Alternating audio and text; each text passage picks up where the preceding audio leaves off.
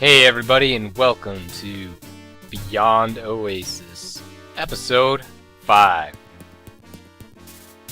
We're going to start off by climbing the mountain. Luckily we are outside, so we don't have to kill every bad guy. But it's always best to kill Iron Knights and things of that nature. They actually do not respawn. And as you can see, we have our first new enemy, which is the leech fly, I guess. Again, I have never found the official naming, the beastry, there we go, for the game. Alright, first we're gonna go up here because there is a nice little water fissure.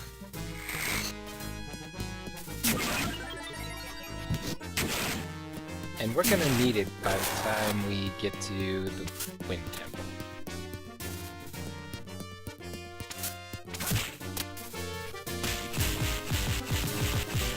And right here we have our next new enemy.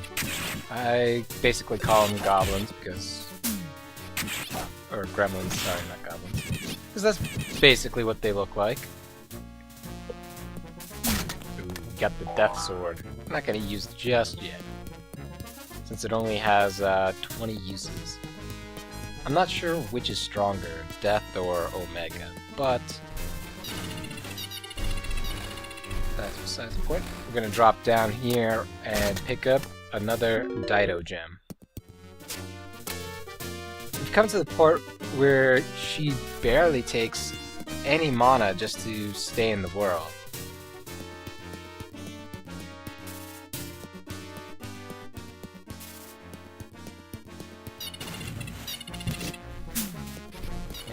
We don't have to pay attention to these guys, thankfully. But we do have to pay attention to this guy, because he's a bastard and he hit me. No other reason. We could probably pass him up too, but I'll be damned if we let this bastard kill me. Or get away with hitting him, I should say.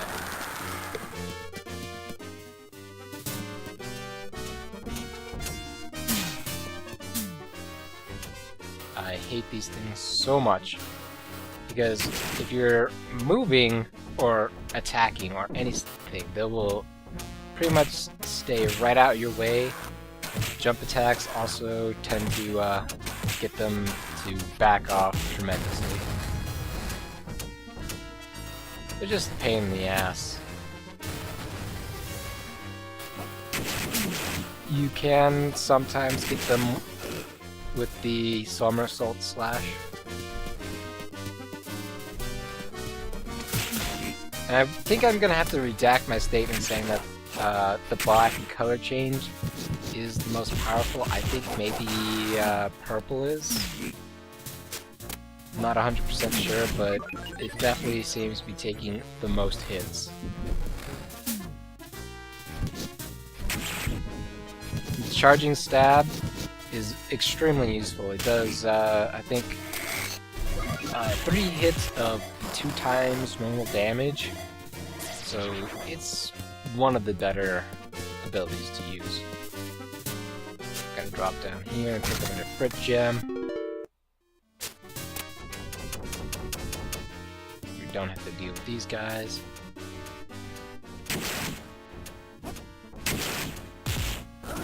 Yeah, that definitely just happened. I have no idea why they do that, but it is a very, very rare thing when soldiers have a female death scream. And here we are, Wind Fortress. This is the bane of everybody's existence. I'm not gonna even say a few people. And it just came to the point where I am not gonna be able to deal with these guys unless I kill them. Fun fact, if you don't go and disarm the trap, you will get infinitely respawning bad guys.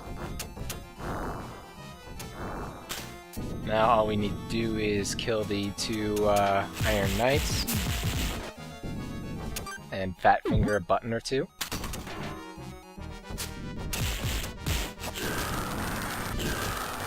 first of the challenges is over.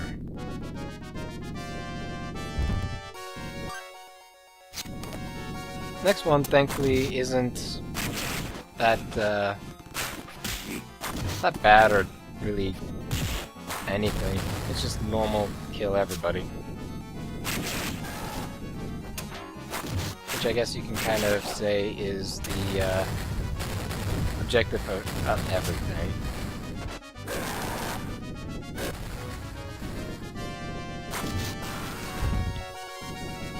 With that done though, we move on to another wind pushing thing. I don't know why they don't just continuously spawn the boulders until you get to a certain point. And I'm sort of cheesing this right now. But that's okay, because really, when you have two ogres, it's best to just corral one into an easy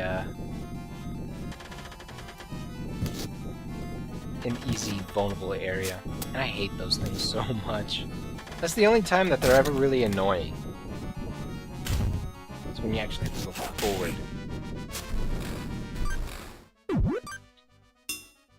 And a first demonstration of the Omega Sword. Yep, it is a sword of fire, basically. Yeah, I'm not sure which is more destructive. Omega or Death. They're both pretty powerful, but if you were to use the Omega Sword on those fireballs, then they're just gonna gain life from you. And this is another thing that makes you feel like everything is just spawning infinitely, but no, you actually have to kill all the turrets. Every single one. Thankfully, we have our broadsword, which makes pretty short work of the turrets.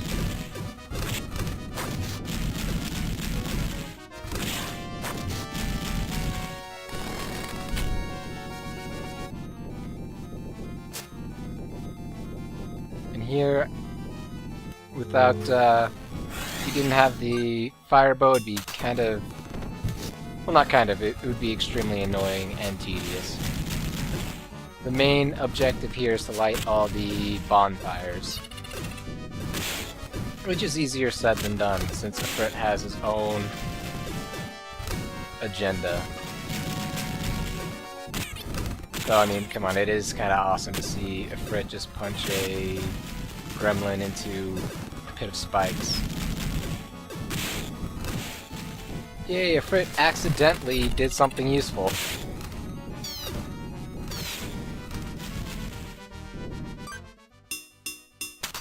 I kinda like this little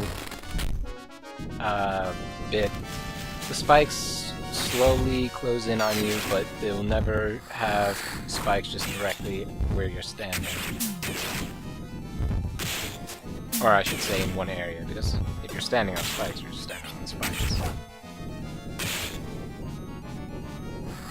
But it definitely closes the arena down significantly. But as soon as all the gremlins are dead, we get to move on. And here's something that you can break easily. In theory, what you're supposed to do is lure one of the ogres up while you're standing on another platform. But if you have bombs, you can do this. Ta-da!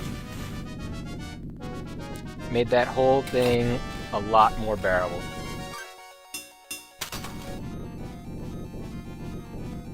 It's our old friend, the Silver Armlet.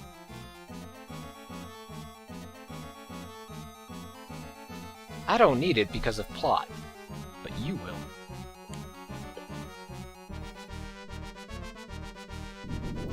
And this is my least favorite boss in the game. For reasons that will quickly become obvious. Yep, you have to hit that little thing. So it's basically like, I don't know, like Dust Man or Magnet Man.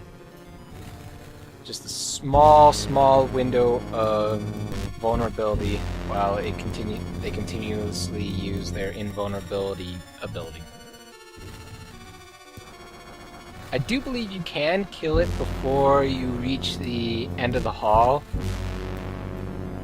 though it's kind of hard to do for the simple fact that you have to wait forever for it to decide to attack you with its tongue.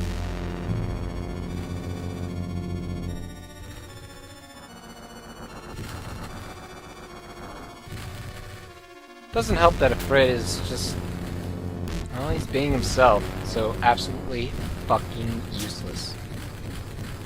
He's like, bitch, I already did like half the work, you can do the other half.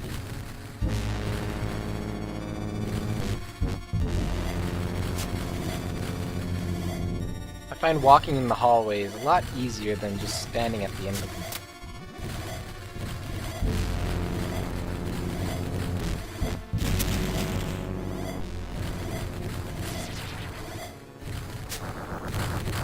Another reason why the guy sucks is because if you're knocked down, you can easily be sucked right back into his mouth.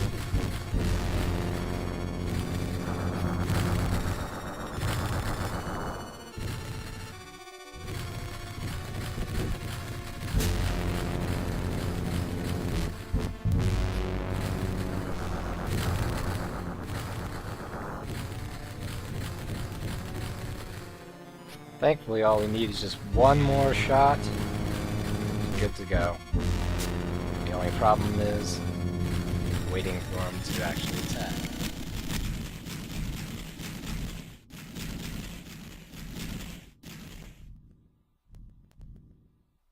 With that out of the way, you see the sparkly thing on the ground?